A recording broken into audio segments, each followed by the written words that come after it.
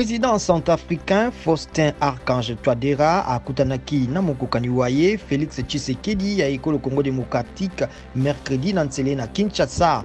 Masoloma bango matalaki bokengi pe boyokani pe lolenge ya kobundisa COVID-19. Moto moko akufi na masasi ya policier na kingasani ya suka pe elenge mwasi moko azuki na likolo na masasi tango police ezalaki na misala ya kokebisa bato bazipi zolo na monokote na masque.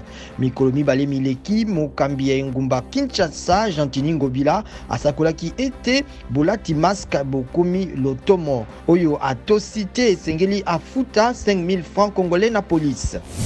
Koleka bato zomi na minei ba kufi na bitumba kati na bayi bokengi na balandi ba bundu dia mayala bundu dia Congo ya Nemonda Nsemi na Songololo na Congo Central. Bitumba bibandaki na butu ya mercredi tango bayi bokengi bakangaki ba BDK baike bafundami na koluka koboma administrateur ya territoire. Bafandi ya Songololo batumbaki esika ya losambo ya ba BDK.